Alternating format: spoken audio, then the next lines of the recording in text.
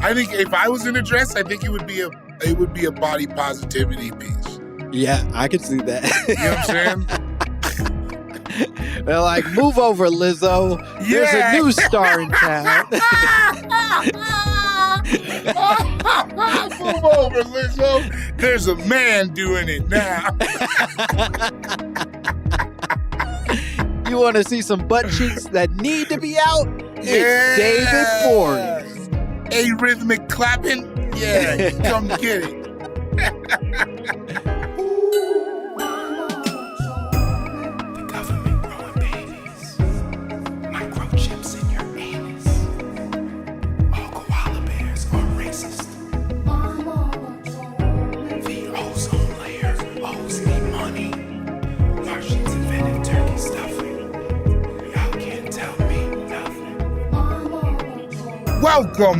Welcome to another brand new episode of My Mama Told Me.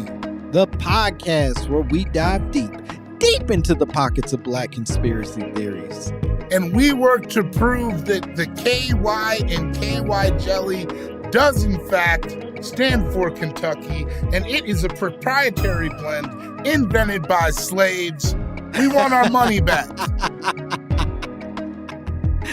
Wait, so if I'm understanding correctly, because boy, what an exciting journey we're on. You're saying that these slaves thought to use the chicken grease to fuck each other after. Okay, you said chicken grease. Well, you said Kentucky. I immediately went to Kentucky Fried Chicken.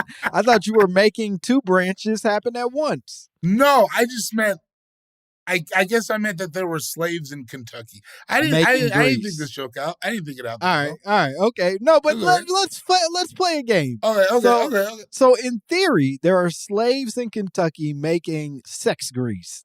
Sex grease, I believe, is what it's traditionally called. They're making this sex grease, and you're saying that a slave owner, an evil white.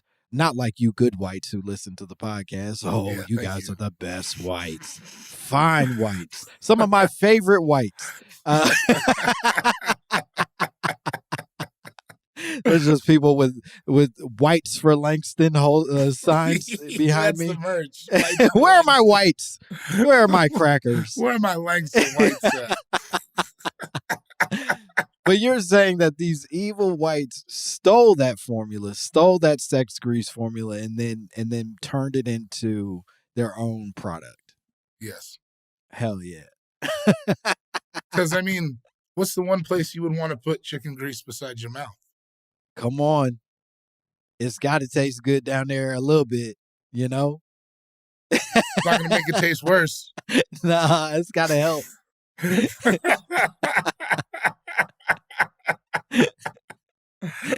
Well, I'm Langston Kerman. I'm David Gborie. And you've come so far. You've come to a fantastic new episode, and specifically, it is an episode, a Langston and David episode. David and Langston, you pick your poison, and this is the one where we just talk shit and unpack a few emails, maybe just figure out where our hearts lie in all of this. Let's get to the bottom of it. It's January, you know. New year, new me. Yeah, it's goddamn January. It's goddamn. Are you like a New Year? Are you like a New Year's resolution person? Not in a way that would create any real accountability, if that makes sense. I like that. Yeah, it's like I make some resolutions in my head where I'm like, hell yeah, come on, dog, you could get in shape this year. Hey, big man, let's just end sugar always forever in your life. What you need that for? That sugar shit is fucking killing me. It's so bad for you. Yeah. Sugar, for me, it's alcohol, where I realize I'm like 35 and I'm like, oh, nothing new is going to happen if I get drunk. So I should probably just not do it.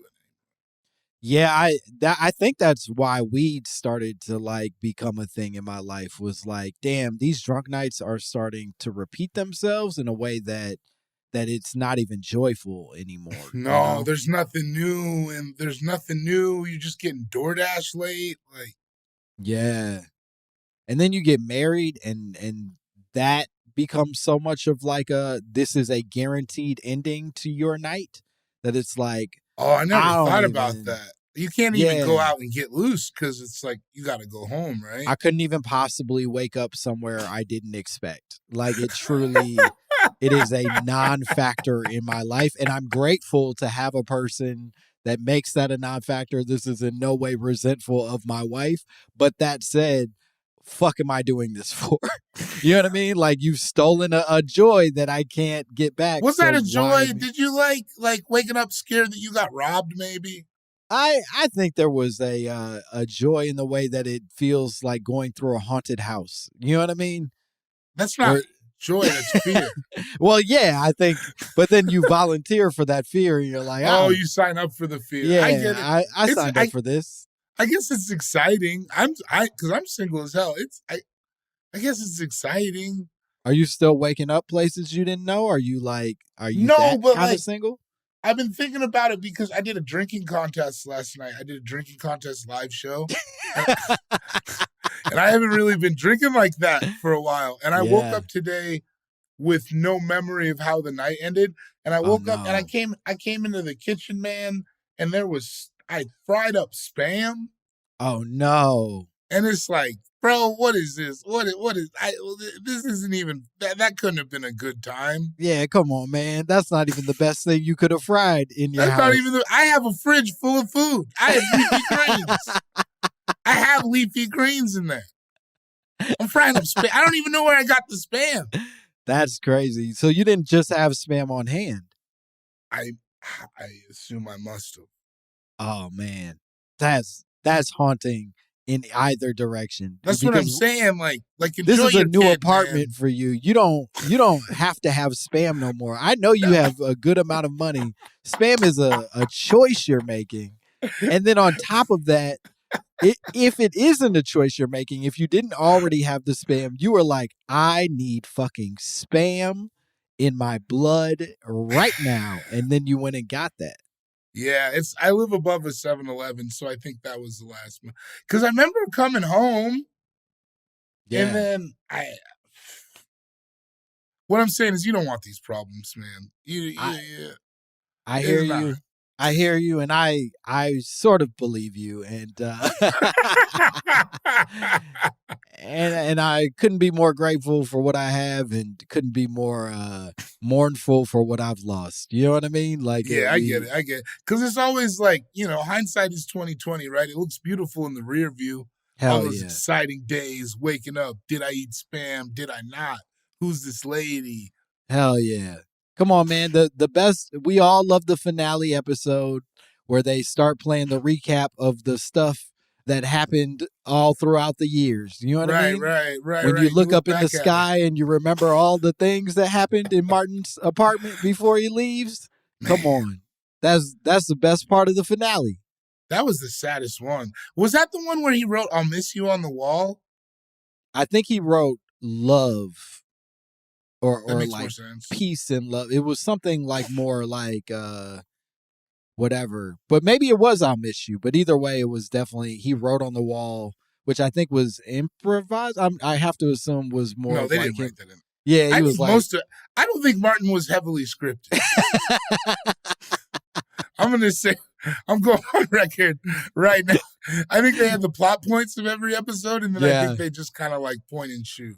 I will say I cannot think of a sitcom where you can visibly see people breaking more often than Martin. Like Nobody was funnier than Martin in a dress. they could not keep it together to save their lives, and they were constantly fucking laughing at whatever this motherfucker was doing. He At was the so time. funny. He did everything. It was wild. Like, here's what I say. I don't think Dave Chappelle would be funny in a dress as funny as Martin. Whoa! I said it. I don't think he got the juice. Whoa. Okay, so you're saying that Chappelle denying the dress, like being like black men in dress, this is the evil that they put on us, was less about him like trying to save black men and more about him basically being like, fuck, that nigga's so much funnier than me in a You dress. gonna I'm follow gonna Martin? sabotage the bit entirely. Have you ever seen Nutty Professor? This is the funniest thing in the world. I truly I Yeah, I mean, but that was Eddie. That wasn't Martin. I'm saying like there's a long line of people really I got killing you. it. That even in the line of succession, Martin is ahead of him, but Martin may not even be the master of that space. Right. Whereas stand up, Chappelle has a real chance of outshining both of them. All of them, yeah. Yeah. He's better at writing jokes for sure. Right. But we're talking about just like nitty gritty, getting to a dress and make it happen. Bro, I saw The Nutty Professor in a movie theater in Atlanta, and it was like, I've never seen anything that happened like that in my life. Sure. Because you remember the movie, but you don't remember the first time at the table with a movie theater full of black people. Yeah. People were throwing like drinks at the. This is how I remember it. It was. You literally went to Mecca to pray. You know what I mean? Like that is. It was. Nobody's ever killed as hard. I love Dave Chappelle. He's never done anything as funny as Eddie Murphy did in that movie theater.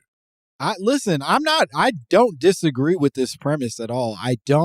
To me, when David was at his funniest, certainly as an actor, and we might be able to debate even as a stand-up, was when he was gangly, sort of like silly Chappelle in his youth as an actor, when he was like more of like you kick me in the dick and I fall down Chappelle. And then at some point he elevated beyond being just a get kicked in the dick guy and more of like a buff dude and then a fat dude and then whatever's in between those two. Yeah, he's a day walker for sure. Yeah. And he wears the long coats to match the aesthetic. He wears weird clothes, but that's a stand-up thing, I think.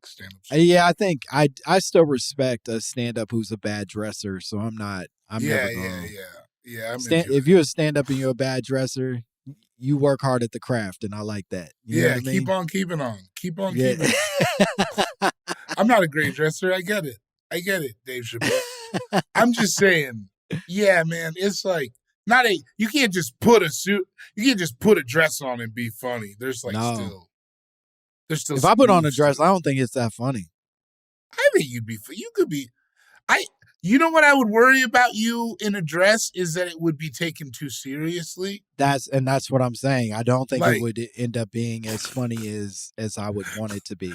Like you in a sundress would just be like a fashion choice. I think somebody would write a think piece. I think I would make a whole episode about me wearing a dress for a show. And then somebody would write a think piece about how important that work and effort was. Yeah, and how it was a Vera Wang dress. Yeah, it's like, and this is related to the relationship between black and Asian people coming together. It's like, bro, I just wanted you to see my dick print in a sundress. What are you talking about?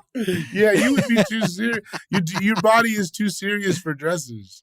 Yeah, and that's a cross you have to bear. Yeah. I think it's everybody ain't funny in a dress, to your point. And so I think Chappelle in a dress wasn't it. Yeah. They could really do it. And I do think to the grander conspiracy, I don't like the way Chappelle tanked that for some motherfuckers that could really shine in dresses. Some of the greatest comedy ever has been done in dresses. Yeah, man. We really fell in love with comedy because of niggas in dresses. And then this old fucking hating ass wise motherfucker was like, I wonder if that's because of racism. It's like, of course it is, David. Yeah. Sometimes of course racism is funny. You should read the things I text my mom. Bad. Hilarious. All of it's because of racism, but what parts of it are funny and not funny? Let's just get to the core of it. That's all I care about. Put that dress on. If there's a young comedian listening to this, go ahead and put that dress on.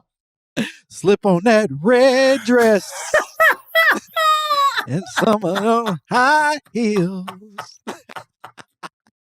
Do it for those of us who can't. Come on, man.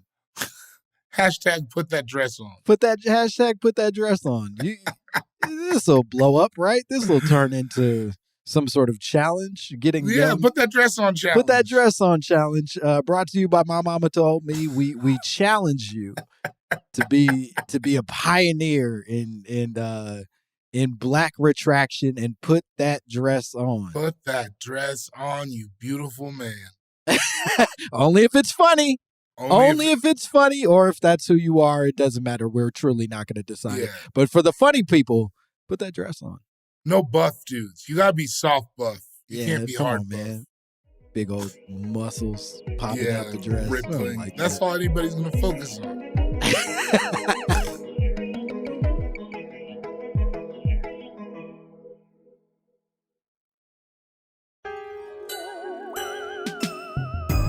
Should we do an email? Should let's do an email. I got lost in the dress of it all. We before we started, we were debating which email to take on, and we have a number. We've been getting a fuck ton of emails from you guys, and they've been amazing, and we're super grateful for them. So please continue to send your messages. They are not going unnoticed, even if it takes a little while for us to get back to you. But we got an email from a person named Carly. Carly sent us an email that I would argue is bordering on smut. I would say that certainly the subject line of this of this conspiracy theory, I think is smut-ish, if I'm not mistaken. I like smut. I know you do, and so I didn't want to say it with any judgment, but I did want to point out we're getting smut here. But the subject of the line is poop in the mouth conspiracy theory. And we all heard that, and we were like, "Yeah, we should probably do. Yeah, we should on probably board. Do that. On board." Do you have any guess as to what this relates to? Does poop in the mouth conspiracy theory trigger anything for you? No. There's no conversations I've had no. I haven't been to that corner of the internet yet. Sure. The only thing that it immediately triggered for me was thinking about like Two Girls, One Cup. And wasn't that fake? I have no clue, and frankly, I never made it far enough into the video to be able to go, hey, those poops don't match colors. Something ain't right here. It looked real to me. Yeah, it looked very real, and I can't go back to whatever that was. Even talking about it now, what a bad time. I want to vomit. Yeah, was that like 08, something like that? 07, 08, something in that world. We didn't know what to do with the internet yet. No, and frankly, if the fact that people didn't shut it down right then tells you that they did not have good plans for us. No, it was unregulated. It was the Wild Wild West back then. 'Cause all right, not for nothing, that's some black market shit, right? Two Girls, One Cup. I don't even know who made it. But that's what I'm saying. I think for a while in the world that we understood, in the Windows 95 world that we lived in, the presumption was that if you wanted to see two girls eat shit out of a cup, you paid, you had to go to a black market dark web space to be able to access that. You had to find that shit. At some point around 2007, the black market became the regular ass internet, where they were just like, fuck it, release you know what I mean? The archives. And then we just started going on YouTube seeing black market shit. You know what I mean? Yeah. That was because it was I've seen gross stuff since, but I had not seen anything grosser at the time. Yeah, it was a turning point. That broke a seal for I would say 80% of us. Yeah, because now that you know that that's out there, you're like, come on, what else is out there? And some of us had to know, and some of us were like, I'm good. I'm going to join a church and turn in the opposite direction. And that fucking video, I would say, holds a lot of weight in that responsibility.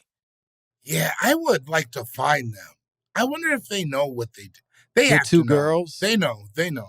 I guess that's weird for me to ask, as if you were. I got to find that cup. Do you know what you did? You're killing us. They burned the cup. The cup is dead. That cup is gone. Imagine the intern that had to wash out that cup after the mess that was made.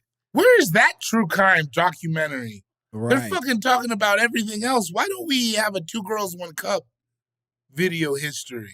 Yeah, the fact that they haven't come forward and said like this was abuse, this was a violation, tells you something crazy had to have had. They had to have been murdered. I think that I don't know. Maybe they're proud of it.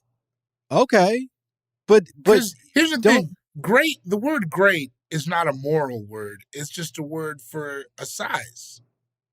Yeah, I guess where I start to wonder, I guess, is something that popular. They couldn't have been paid that much, right? No, so it becomes that not for as much as it was seen.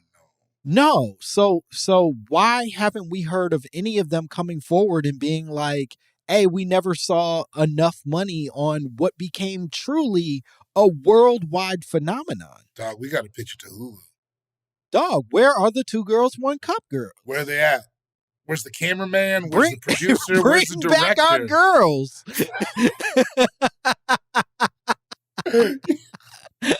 And specifically the 2 Girls, 1 Cup girls. Dog, we got to make a t-shirt.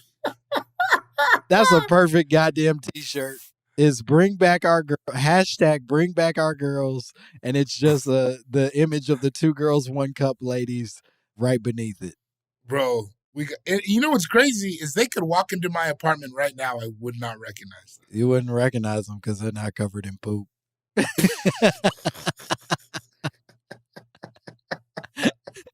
If they were covered in poop, people, I know you. Oh, there's something familiar about you. I recognized you.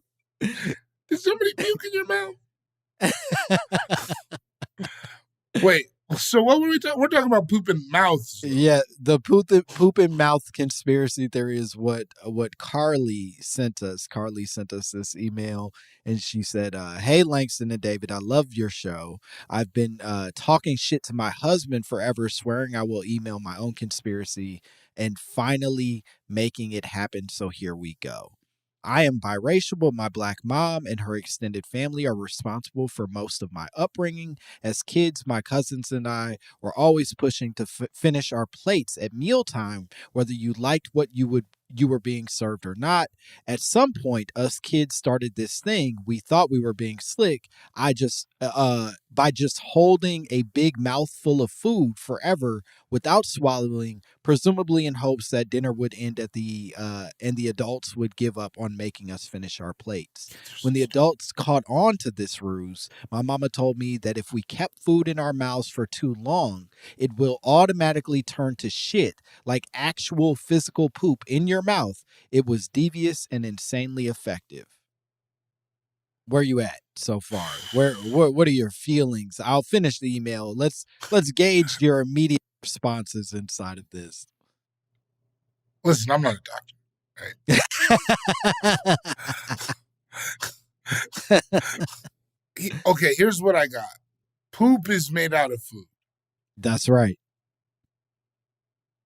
That's as far as I can go on that. That's as far as I can.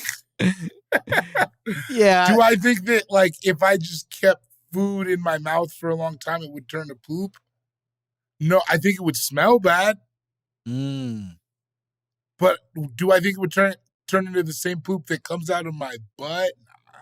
Do you think it would smell bad, like poop bad, or like just like old oats and hot breath type bad? Like, do you think it's well, it's like, have you ever, like, do you use those little the Dentex strips? Do you ever use these things? I got them all.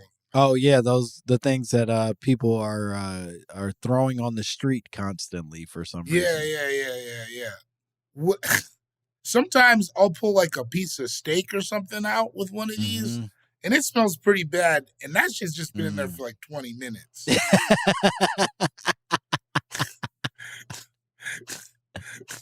Because, like, if I get a big one, I'll sniff it. And, like, so, like, extrapolate that over time. I think that something happens. I don't know. This is a difficult one. It is. I I guess where my brain originally went is holding food you don't like in your mouth. It would taste like shit. Do you know Way what I more mean? difficult than eating it. Yeah, it seems like at the point that you've put it in your mouth, you've already crossed the threshold. You don't That's what just finish the motherfucker. that's what I mean. Children are stupid. Yeah, that's the craziest part of this to me is like I'll just hold these chitlins in my mouth and that way I don't have to experience them. It's like, no, that's the worst part. Also, that's crazy to me because, like, maybe I'm crazy. My mom can cook. That's like one thing. We never had like nasty meals in my house. Like, can your parents cook? My mom could cook. She didn't love doing it, but she could cook. My dad, I think, had like 4 meals that he knew how to handle, and like we would have those pretty consistently. They hit for my palate then, and I'm a big fan of my dad. He's a good man, good white man, good. But I wouldn't say that I'd like go to somebody else's house and be like, man, you got to try my dad's tomato chicken. It's like I enjoyed it. Wait, what? It was chicken with tomatoes all over it. I don't know. I don't know. Again, good white man. Good white man. Tomato chicken. I don't know. Even put those 2 words together. Yeah. What you want from me? I know, it's fine. I'm a victim too. So I was like, no, I'm not going to say like, great chef, but I enjoyed what we had growing up and have zero regrets about having ate it. Do you know what I mean? Yeah. Tomato chicken. But that's the thing. It sounds like this person's parents' food was nasty.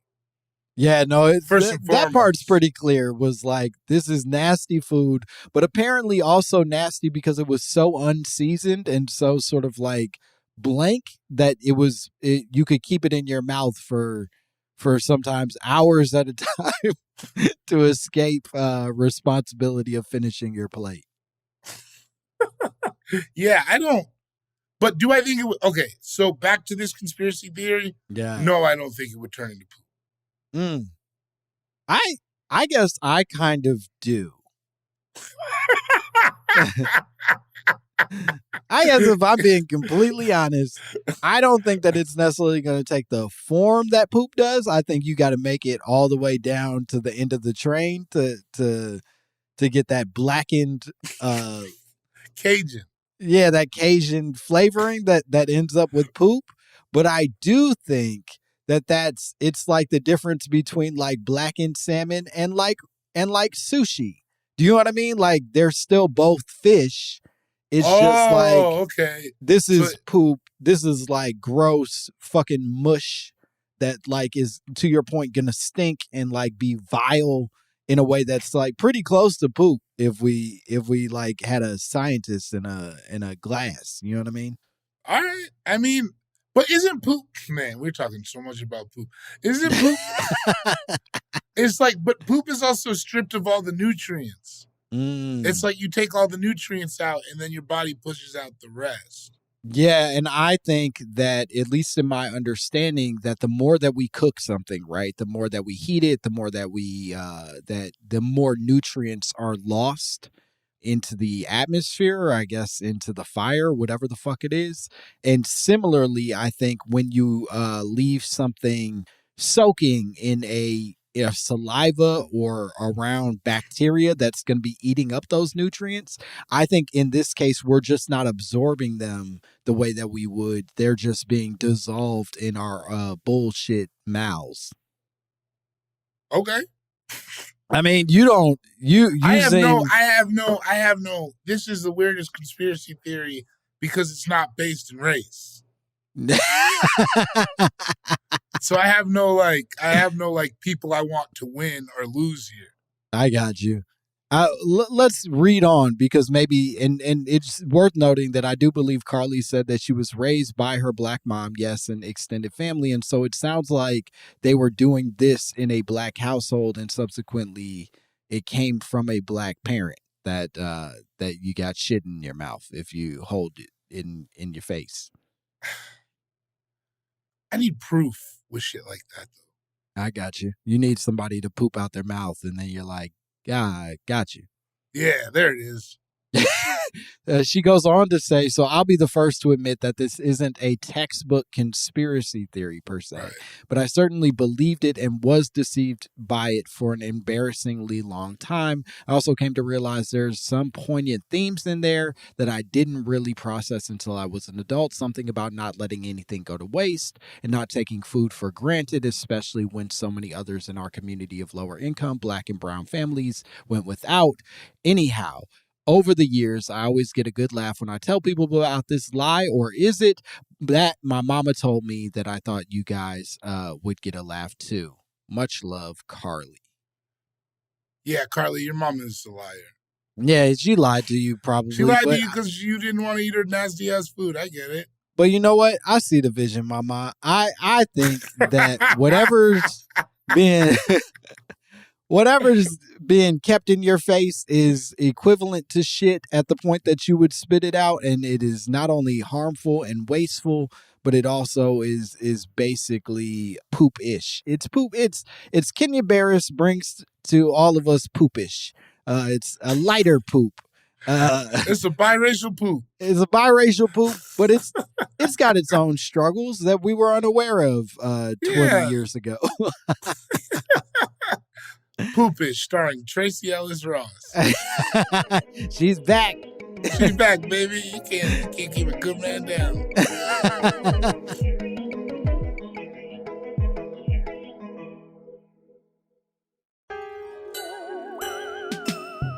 Olivia mentioned that there is apparently a disease, a disorder of sorts. Oh, because if you hold it for too long, then it comes out your mouth, right?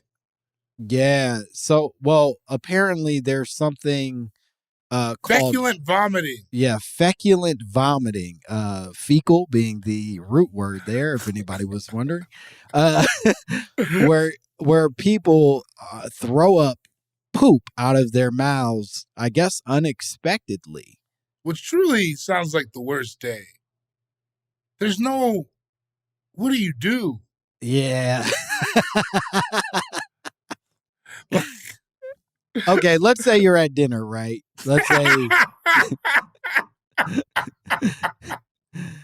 say you're at a fine Lebanese restaurant and you feculent vomit out of your face. Or do you wait for the check? How do you proceed after that? Oh, this is no, a that nice one's on the restaurant. House. I'm out. I'm out. Are you kidding? No, I'm so out. You vomit shit out of your face, and then you just stand up and you just walk.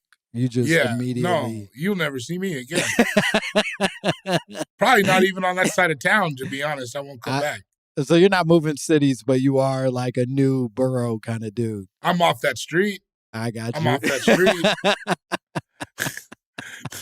Are you kidding me? I shit out of my mouth on the Baba Ganoush? No, I'm gone. Oh, bro, boy. Never, ever.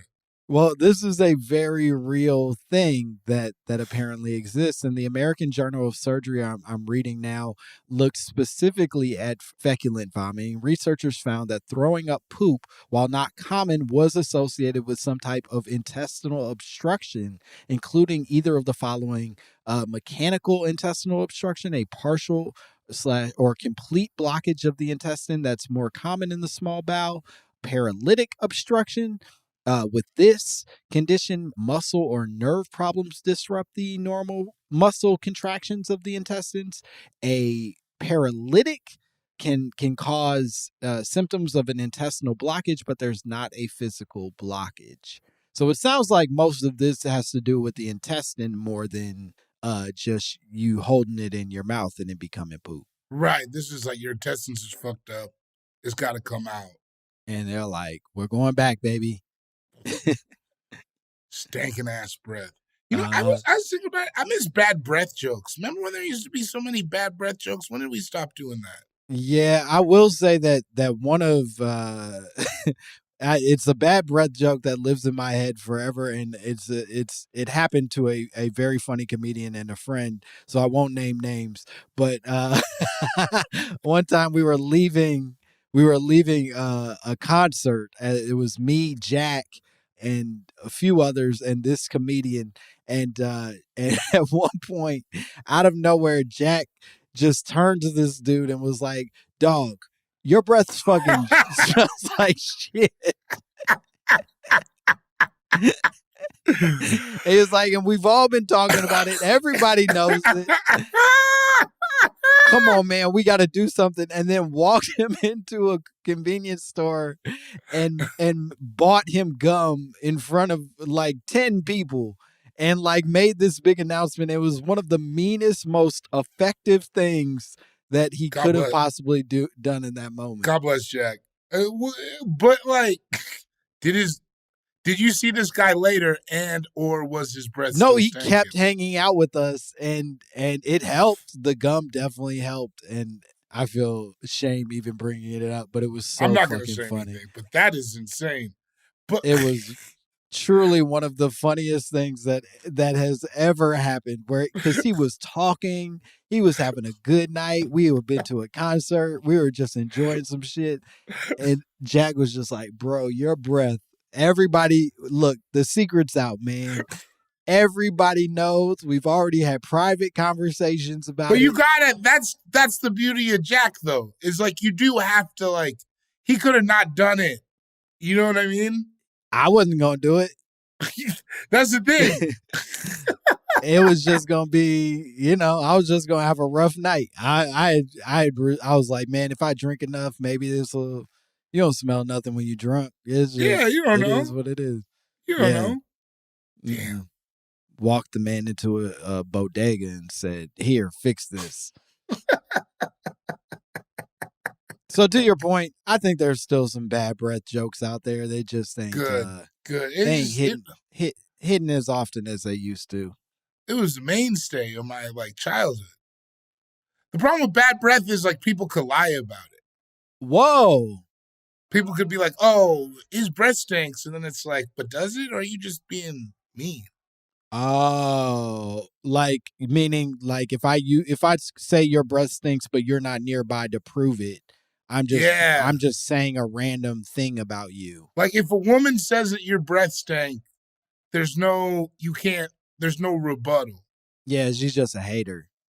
But there's no you coming and being like, "No, actually, I brushed my teeth. She just didn't like me."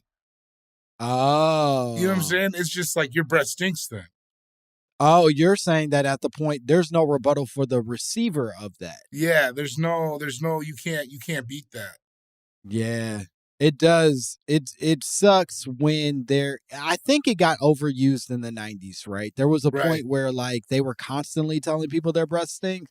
And it was like, yeah, but you're nowhere near them. We don't even, how do you know? It got watered down. Yeah, it got super watered down. But then there was a point, to your point, where it was like, oh, if somebody said it to you and they were close enough and or had a context to be able to point it out, it became a thing that you was a challenge for the rest of your life. Right. Yeah. Man, we got to bring that back. I used to carry Banaka just out of fear of... Yo, that's crazy. I don't think Banaka works that well.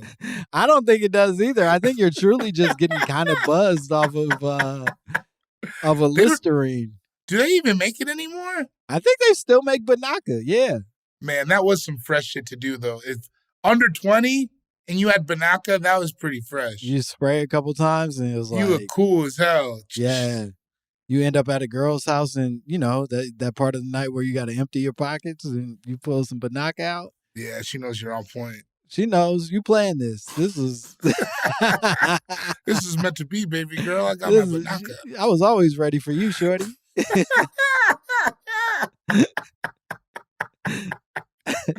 going to buy some Banaka later today.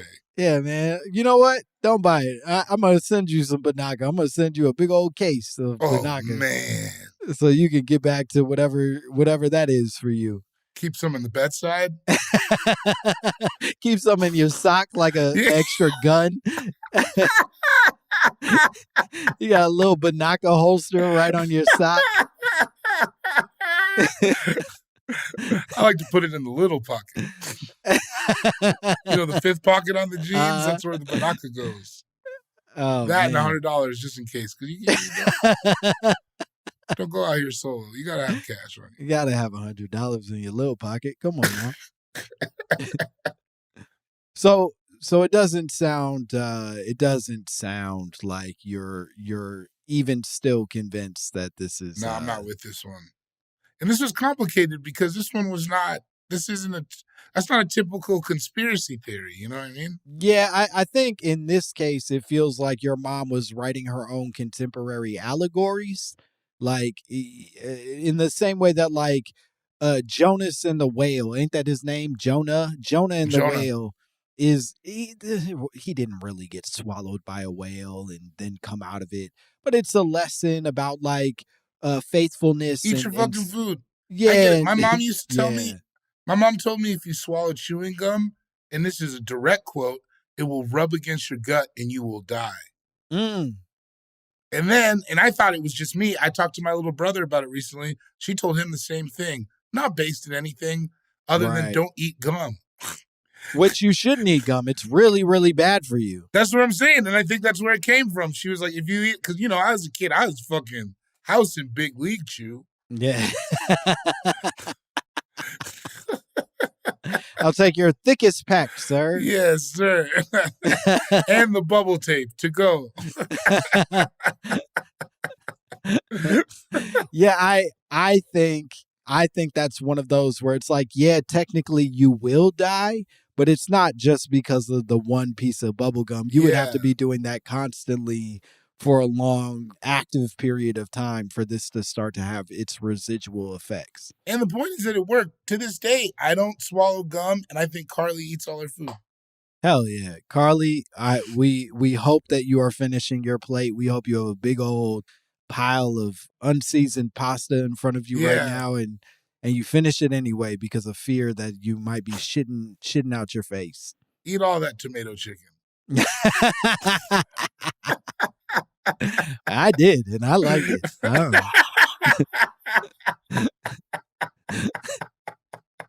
Gborie, do you want to tell the people where they can find you and what cool shit you have going on? You can find me at Cool Guy Jokes 87 on Instagram. You can also go there because I don't have a list of where I'm at. Right. All right. Hell yeah. But I got some stand-up dates. Dallas, San Francisco, Montana, some other shit. Yeah, I'll post it. Hell yeah. He's got other shit. He's got some things I'm going around. on. I'm out there. I work. Listen, most importantly, I would say we have a live show coming up on February 16th at the Elysian Theater here in Los Angeles. And if at any point you want to buy tickets, do that shit. Why not? It's My Mama Told Me Live. We're going to have guests. We're going to have games. We're going to be doing our usual shenanigans and also some very in-person shenanigans. And you can buy tickets both for the live show to be in the room. And I think I'm not speaking out of turn here that we're also going to be doing a live stream of the show. And we're going to make that available on Moment House. So if you wanted to see the show, even from your own home, see me and David do our bullshit, then you can buy tickets on Moment House or buy tickets in person. And as always, you can follow me at Langston Kerman and go subscribe to our YouTube, hang out, bullshit, whatever that is. And all right, that's it. Bye, bitch.